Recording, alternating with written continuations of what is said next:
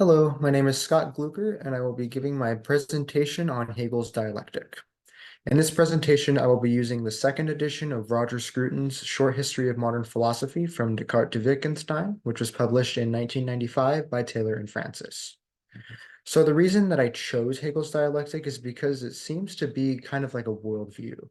So it is a very interesting worldview, in my opinion, but one that I do think would benefit from a few alterations, which I will ultimately get into later in this presentation when I kind of dissect his ideas a little bit.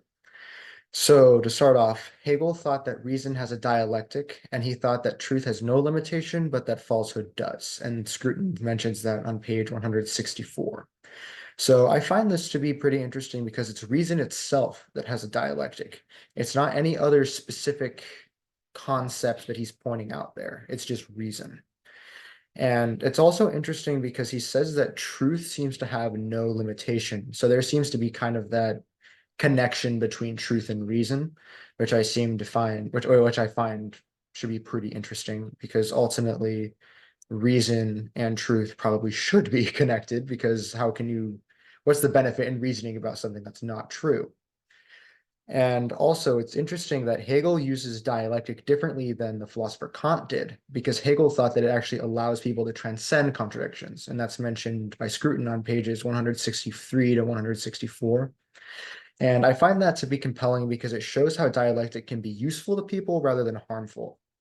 And I say that because it's actually mentioned on page 163 that Kant thought that dialectic was actually harmful because he thought it led to contradictions, which obviously would be bad for logic, because if you have a contradiction in your logic, that means something went wrong.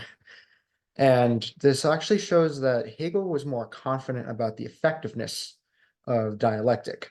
And Hegel actually criticized Kant's idea of contradictions because he thought that by thinking or that thinking of them in the way that Kant did is actually a form of limited understanding. And that's mentioned by Scruton on page 163.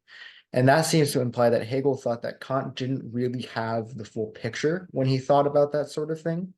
So, and of course, Hegel seems to think that he does, or at least has a better picture of it than Kant did. So it's also mentioned that Hegel wanted to try to make a better system of logic than Aristotle's. And that's mentioned on page 162. And this shows that really what Hegel was trying to do was to present sort of like I kind of mentioned before, a new system of logic. So he wanted to make something that would be ultimately better than Aristotle's and improve upon it, and ultimately leave something that would be good for philosophy. And this was mentioned, at least making a system that's better than Aristotle's, on page 162 of Scruton's book.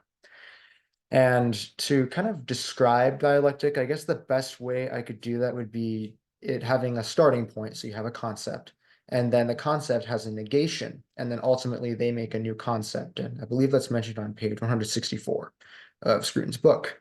And on that same page, Scruton actually, I'm going to be quoting him here. He says, this new concept generates its own negation. And so the process continues until by successive applications of the dialectic, the whole of reality has been laid bare. And the interesting thing about that is that here he's not only talking about like a very, very specific reason per se, he's talking about the entirety of reality. So not just one thing, not just you looking at me through the computer or phone or whatever you're watching me on, myself, or the couch behind me or anything like that. It's ultimately the whole of reality. It's everything. And that really shows how Hegel's philosophy is very important to the world because all of us, we all have at least some idea of what reality is because we experience it every day. Like you sitting here watching me, that sort of thing. That's obviously part of reality. And so I think that that makes that pretty interesting, and it shows kind of Hegel's worldview in that way. And the Hegel also gives a sort of specific dialectic, and I'm actually going to give sort of a kind of not as grand example later on, but so this is Hegel's right here, is the master-slave dialectic. And in this, he mentions that neither the master or the slave are actually free. And Scruton talks about that on page 171. And that seems interesting because it's Hegel himself ultimately giving an example of a dialectic. And I find it interesting that it's between a master, someone who has, power, obviously, and then a slave. And so it kind of shows how concepts can have different powers, basically. So like one can have more power than another, that sort of thing. So it's interesting how you can kind of encompass reality in that. So like, certain things are more powerful than other things, that sort of idea. And it's also interesting because the German term that Hegel uses to talk about the new concept that ultimately comes about because of dialectic is a term Aufhebung. And this is mentioned on page 164. I think that's just kind of an interesting thing. You can see the exact word that Hegel used for that in German because he wrote in German. And another thing about Hegel's dialectic is he didn't incorporate dialectic only into the present. He incorporated it into history.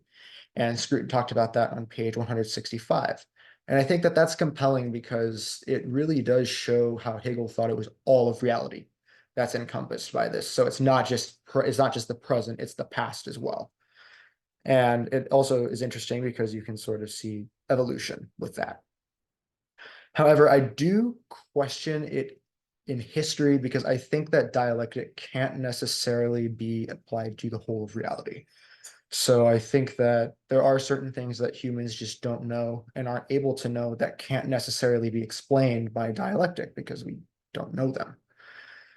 And I think that history is very complicated, that sort of thing. Like you can kind of like look at history and maybe see examples of dialectic, that sort of thing, like Hegel's view of dialectic, but it's not always in because basically what history is it's a series of it's time, really. So there are multiple things that used to be the present.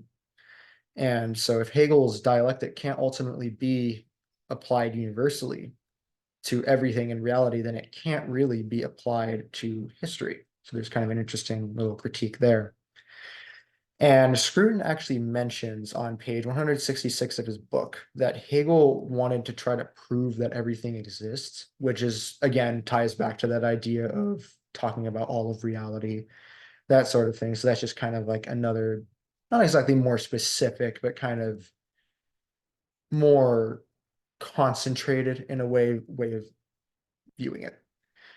And also, when describing the movement of reality, kind of getting back to what I was talking about before, Scruton states, and I quote, "The character of this, as of any ontological proof, is that it proceeds from concept to reality, arguing, moreover, that the discovery of reality and the unfolding of a concept are one and the same." And that was stated on page 166 of his book.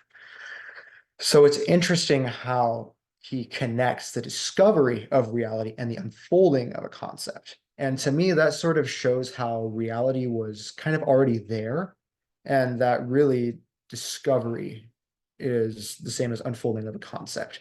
And unfolding of a concept also implies movement, right? Because if you have, say, a towel or something like that, and you unfold it, to be very literal, it's a movement, right? You're moving the towel, you're making it be in a different state, basically. And the way that Hegel kind of starts his dialectic, and this is mentioned again on page 166 of Scruton's book, is that it progresses from being, which ultimately has its negation, because negations are part of dialectic, as nothing, which makes sense because they're opposed to one another. And then it eventually goes on to becoming. And that's interesting, and because it would ultimately, that's just kind of how it starts, right? You get the beginning of Hegel's view of dialectic, you get some kind of the specific there.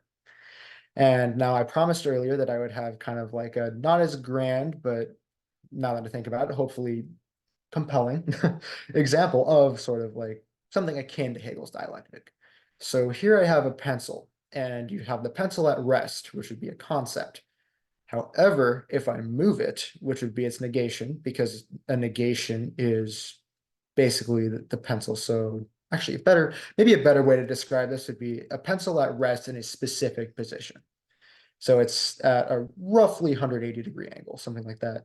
And then if you move the pencil down like that, so that would be the negation, the moving down instead of it being at rest, you ultimately have a new concept that comes about, which is the pencil at a different, I'd say that's probably about maybe 20, 15-degree angle, something like that. So it ultimately moves down, which shows the kind of not exactly a concept, but sort of like a metaphor for a concept coming about.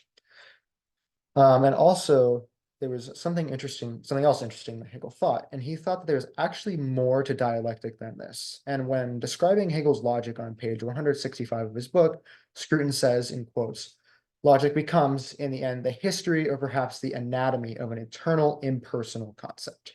And he says that on page 165. And I find that to be interesting because it shows that logic is ultimately just about one concept. So it's not just a one specific thing. So like I mentioned before, it's not just about me, it's not just about the couch or what you're watching this through. It's ultimately just about one concept. So thank you very much, and I hope you have a good day.